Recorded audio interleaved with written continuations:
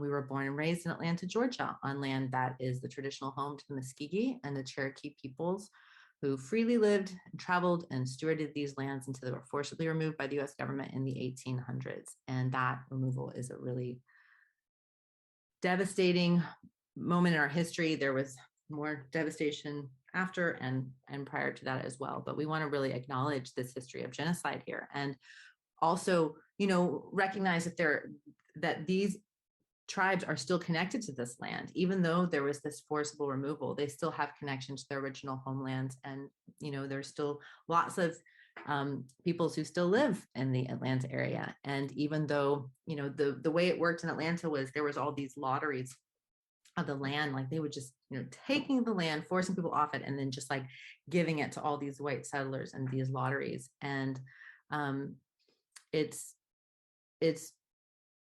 tragic. And it's something that I don't think has been recognized enough. And certainly it's something that hopefully moving forward, we can not just recognize, but do our best to also steward this land well, folks that are now here. Because I also think it's really important to acknowledge that like Atlanta has a lot of people live in Atlanta now, and this would be probably the case in a lot of places around the world, that a lot of people came to Atlanta trying to escape certain things, trying to have a better life for themselves. This could be due to economics. This could be, to be near family that had already gone there. This could be to flee violence or persecution. There's just a lot of reasons. And so I'll just kind of end this piece by saying we hope that all of us who call this land home will do our best to respect her and each other. May we be good stewards and honor our connection to this land. And this picture that I've put here, this is my dad and my Oma, my grandma, and my dad's sister, Karen. And, they were refugees. My dad was born a refugee during World War II. His family was originally German Jew, and they fled Hitler, obviously. And so he was born in Palestine with a refugee community. And then, they didn't really feel that welcome there either. And so then when he was 8, they had to travel to a couple countries before finally getting allowed into America. And so America was, a place that offered my dad's family safety.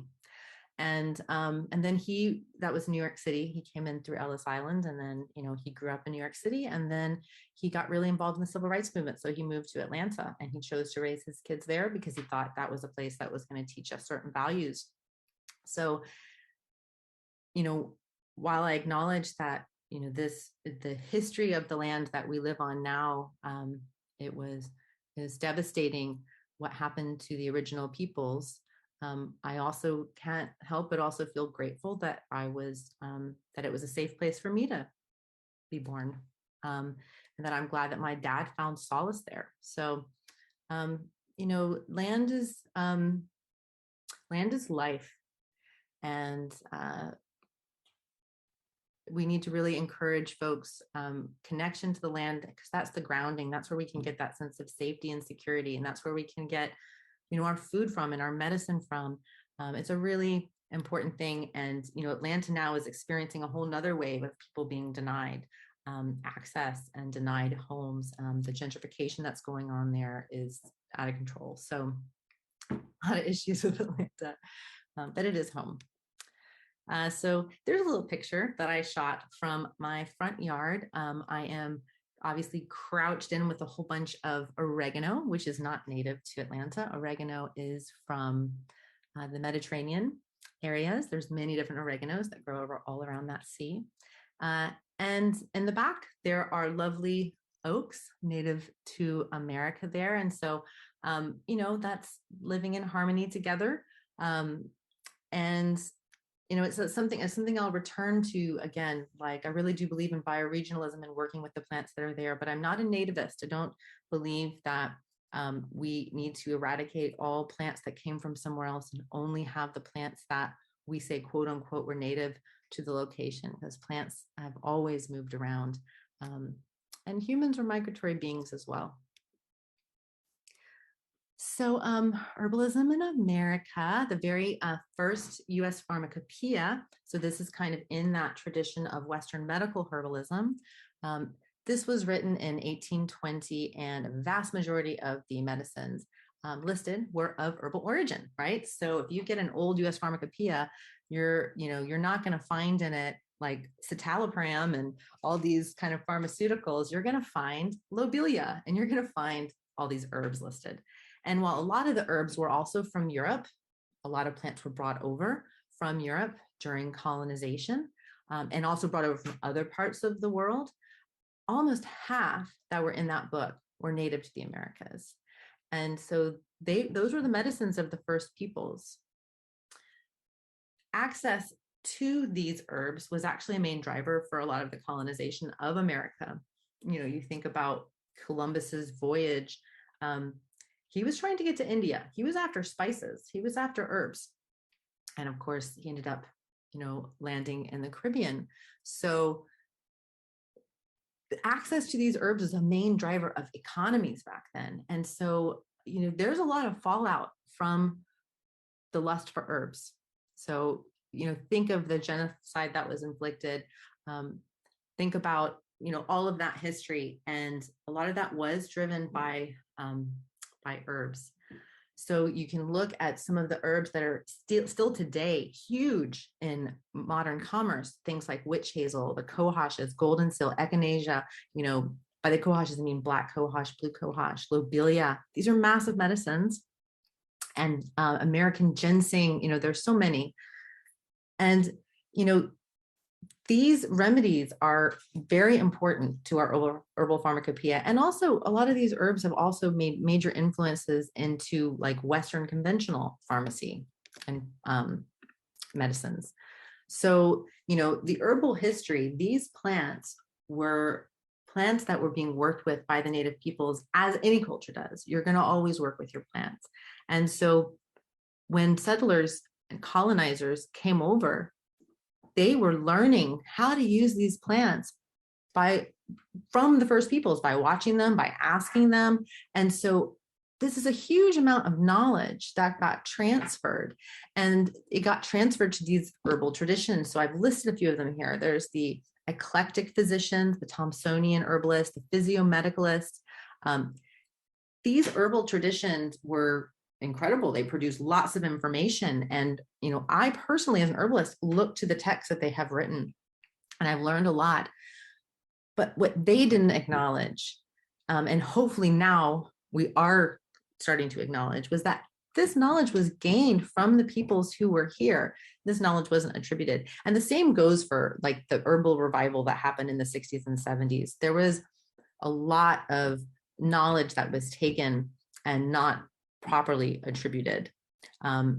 And sometimes when you take things out of a context and don't share what that context it was in, sometimes that affects the medicine as well. Just kind of make that comment about it. Like, I think it is important to kind of understand where plants come from, what tradition is come out of, and that helps you to better understand that plant, and oftentimes helps you better to understand how to prepare that plant.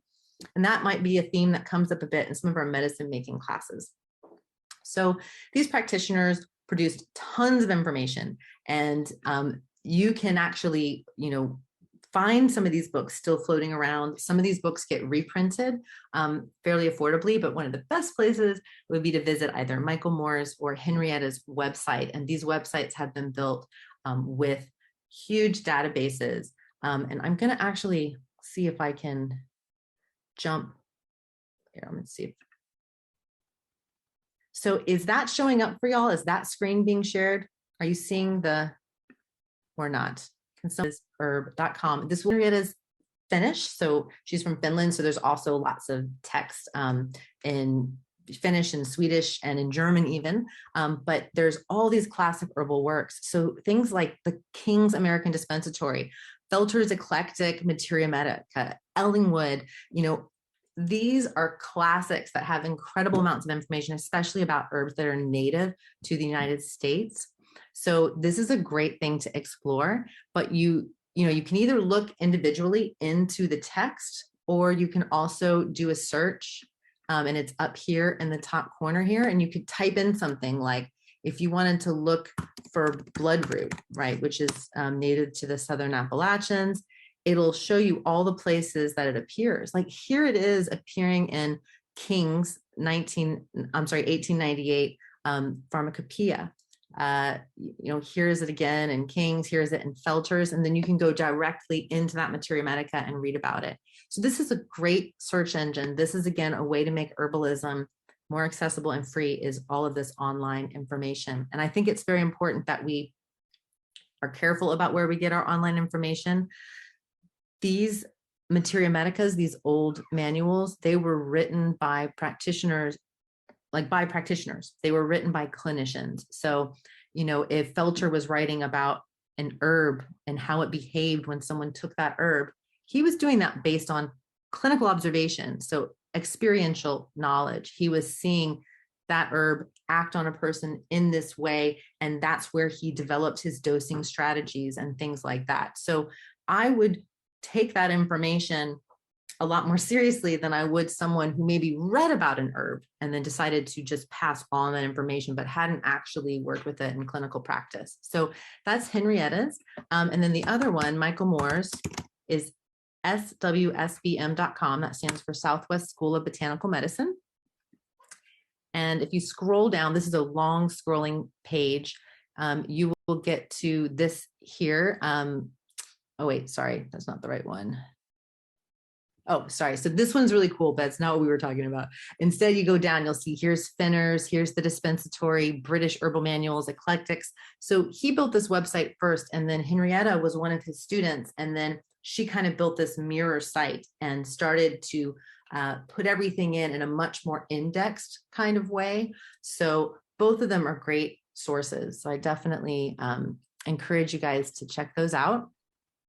Okay, so next slide here. So, as we were saying, this knowledge was a knowledge that was taken from the peoples that were here. And I think a lot of times it can be easy to fall into a trap of, oh, that was the history, and not realize that this is a continuing tradition. The tribes, the first people still live here, and they're still being mistreated. So this is a picture that I took at the Standing Rock camp back in 2016. I went there to bring in some supplies, but also to help by relieving some of the clinicians who have been working there full time, just every day for months. And we were headed into winter, and they needed a chance to kind of winterize themselves and get a little break. So I just came in for a week to basically practice relief work. And to give folks a little break. And so this was the medical tent back here, actually, this yurt that I was working in. And the Standing Rock situation, I'm sure most of y'all are very familiar with. It's actually an ongoing situation. This is the North Dakota Access Pipeline. And it's something that obviously it got built, even there was a lot of opposition.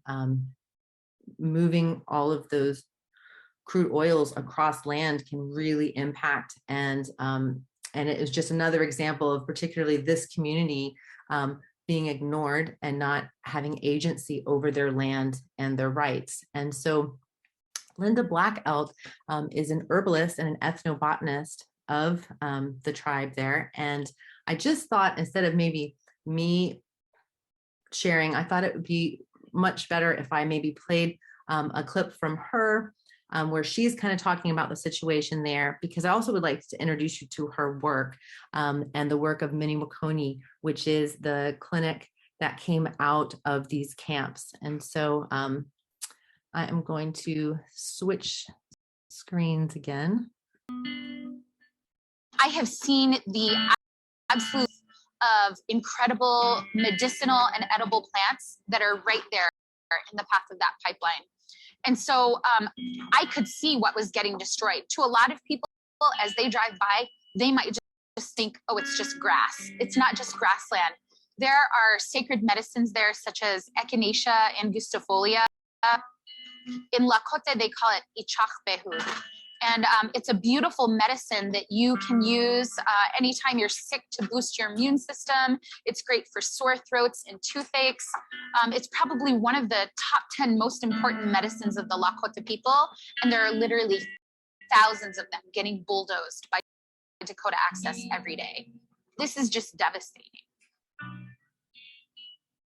When I pray, I actually apologize to the plants. And, you know, plants have spirit. They're a nation in and of themselves.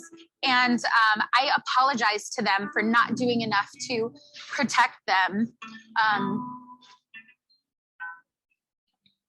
For not doing enough to protect them to this point. But I know that we can stand up now. We are stronger than ever. And we know that the foundation of this entire movement is on us. It is on our shoulders as women. I need to stand up and walk with power and hope, just like I was meant to.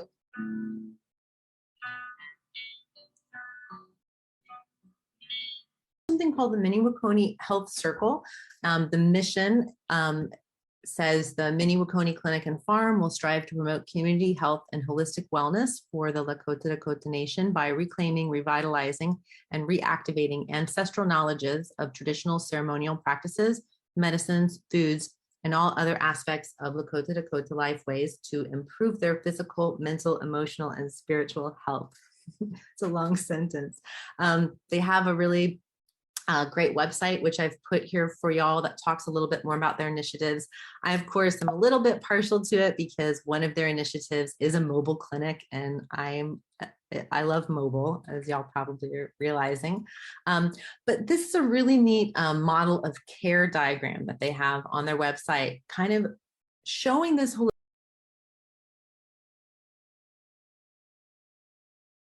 So you've got this very patient-centered, patient-focused, method of healthcare that they have created at this clinic.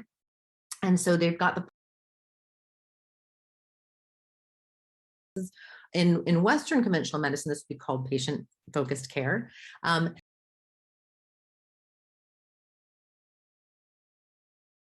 Being taken into consideration and supported. So you've got obviously the medicines, what's happening in their environment. So their building, their accommodation.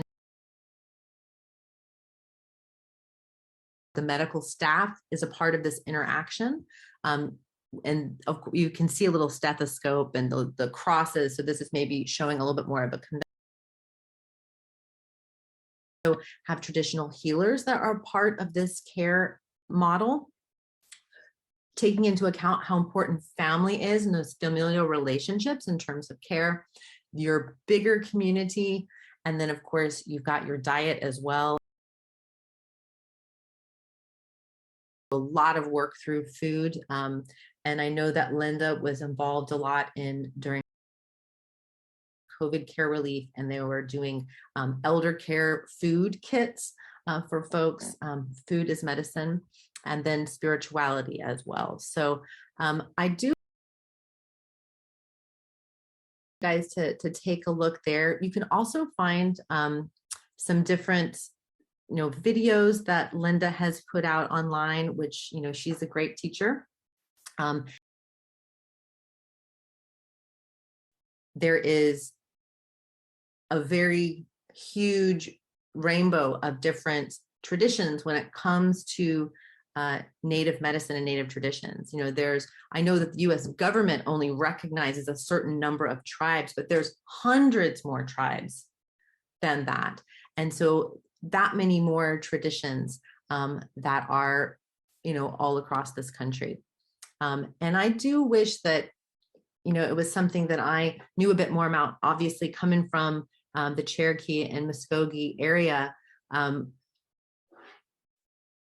A lot of times being in Atlanta, we kind of had to look a little bit further north. We'd be like, okay, up into North Carolina where there is reservation, and, find more teachings coming out of there.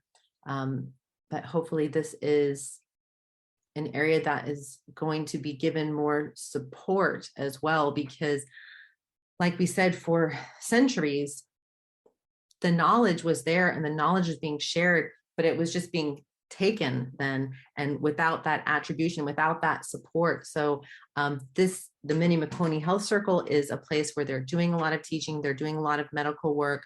They've got a farm going as well. And so, hopefully more and more places like these are going to have the support they need to be sharing their work with, autonomously, like from themselves. So hopefully we can share some more resources about that as well. Obviously, another huge part of herbalism in America comes from Africa, and particularly in the South, again, the area that I grew up in, huge numbers of people were enslaved and dragged over to the South. And of course, like any peoples, they brought with them their knowledge, their culture, their plants. They bought seeds. There is so much agricultural and medicinal knowledge that came from Africa that, again, was not accredited and was not attributed. And instead, the ruling class, the white class, would take that knowledge, utilize that knowledge, and not give that proper attribution. And sometimes when that knowledge is being practiced within the culture that it came from, it was actually denigrated and looked down on. And so, this is white supremacy, right? This is what we're talking about here. We're talking about white supremacy, and we're talking about appropriation of knowledge. And so this was a huge problem, and this still is a huge problem. I'm going to share some resources with you, and there's one link in particular that I think is a really good listen and watch. It's an Instagram post that someone made a couple years ago, and I think really kind of articulates pretty well a lot of these issues happening in the herbal community these days. If I look at many of the herbal conferences that I have attended over the years, you would not see a lot of Black faces. You would not see a lot of people of color. You would not see a lot of indigenous teachers. It was very white, and sometimes even heavily male, which would also be kind of interesting considering that majority of people studying herbalism tended to be women, but yet all these teachers were men. So, things have been really unbalanced. And, again, I think this is something that people are really working hard to acknowledge now, and hopefully trying hard to, change the way this has been functioning. I guess I also want to say, though, it's not even just that the African American community had their knowledge taken. So many things that have come over, like hibiscus or aloe, or and then you look at foods, things like okra, which is such a healing food, so mucilaginous and moistening. These things got brought over, and then these things got appropriated and taken. But also the African American community in terms of medicine, and I'm not just talking about herbal medicine now, I'm talking about medical care in general, like we're experimented on. And this is a horrifying thing to really look at. And this is not something that's even from a long time ago. This is something that was happening up to the 70s. And even today, if you look at the way some of the care is given. So there are real problems when you look at all of this. And this is why it was just really hard to think about, how am I going to teach this class? So I really do I'm trying my best to hopefully share some different sources with you, but it's something that even as I was building this class, I had to really stop and think about. Like, I grew up in a majority Black city. I grew up where, in a majority Black school system. I was definitely, the minority, but yet the herbalism that I was being really exposed to, was white. And that doesn't really make sense. Like, I look back at it and I'm like, what is happening there? And, any of the local conferences, like I remember going to an herbal conference at the Atlanta Botanical Gardens back in 2000, and maybe it was 6, and all white people teaching at that conference. It's like, but wait a second, what's happened here? It's not that there's not amazing African-American herbalists and teachers who can contribute, but it's that there was this oppression there of that knowledge. So, some of the people who did teach at that conference would be like teaching about an herbalist such as Tommy Bass, who is a pretty famous Appalachian folk herbalist. He learned, and he says it, I mean, he learned most of what he knows from this Black healer. And, so that is knowledge is being presented at this conference, but it's not really being attributed. So this is still an issue.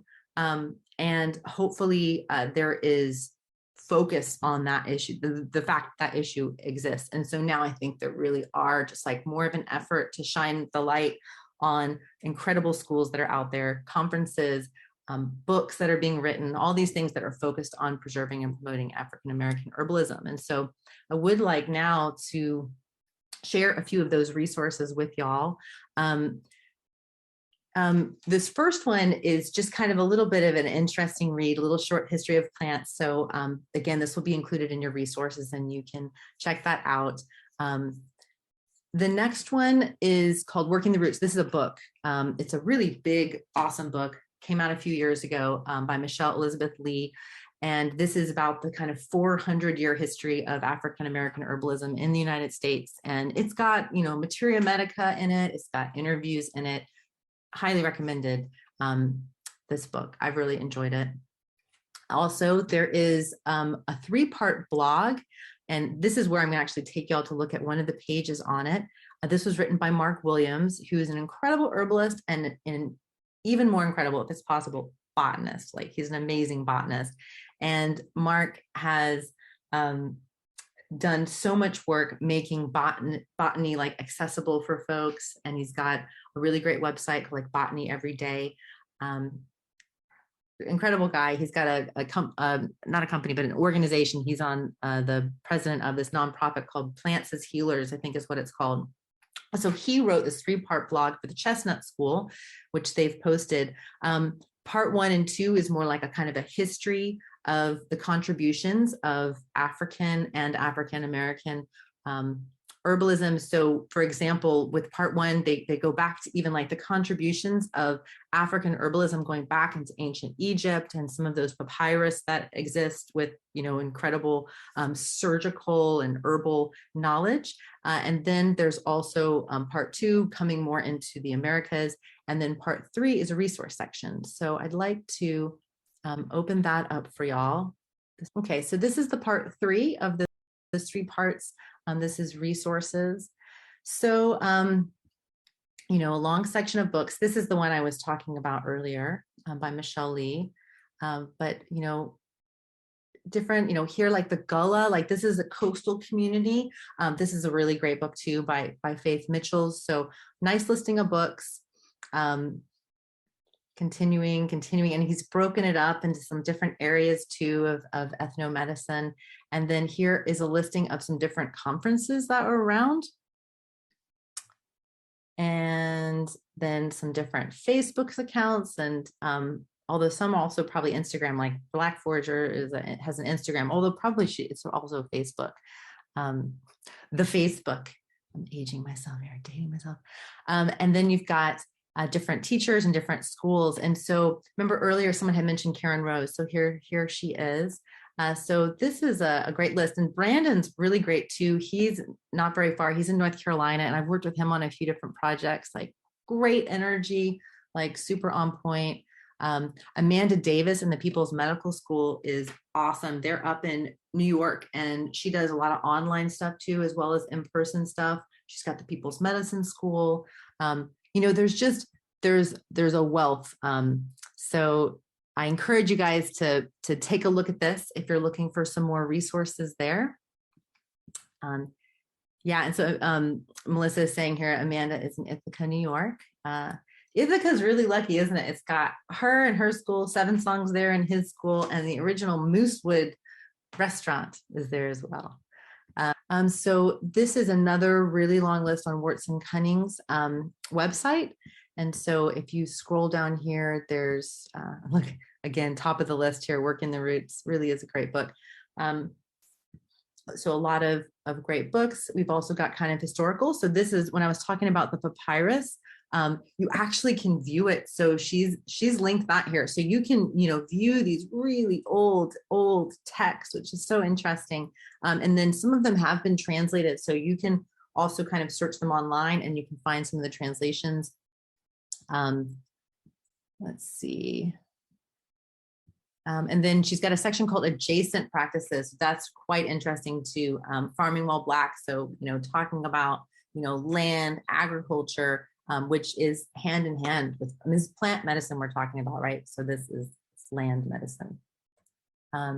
So again, I encourage you guys to check that out. So this, which will be included in the follow-up email when I send y'all, this is about a 10 or 15 minute long piece on kind of, racism and how it is at play in our current situation with herbal medicine. So I think it is really a good thing to check out and take a listen to. And then Rootwork Herbals. So this is Amanda. This is who is up in Ithaca, New York. So I definitely recommend y'all check out her website. I've only gotten to take a class or two with her. So for about, 12 or 13 years, I ran the first aid station at the Southeast Women's Herbal Conference. So usually I didn't get to go to a lot of classes because I was just holding down the fort at the first aid station. But I did sneak away to go hear Amanda do a really great class one time on, on affordable herbalism. And, she was really diving a lot into like, what can you get on EBT cards? And, just a really great class. She is just great to listen to and really knows her stuff. So this last slide here is I just want to recognize that obviously I'm talking about American herbalism, but I've just talked about a couple things here, and there are so many traditions that have contributed to American herbalism that, we're the home to so many cultures. And I'm thinking about when I studied out west, down in the Southwest, there was huge influences of curanderismo, so Latinx herbalism. And, that is something that has, had a huge impact on American herbalism. And then you think about all the different cultures who have come here and brought with them their plants and brought with them their traditions. And so it's a really lovely bouquet that we have here. And I'm sure that many of y'all who are on this, call today, like I'm sure that y'all all have different pieces that you bring. My family, my early German medicine is very much into herbalism and something called homeopathy. And so, that's a little tradition that some pieces that have kind of trickled down through the family. And so there's certain things that when I was growing up, if I was sick in this way or in that way, that my dad would be like, do this, do that. And so, we all have our lineages and we all have our threads, and, we've all brought that to the table.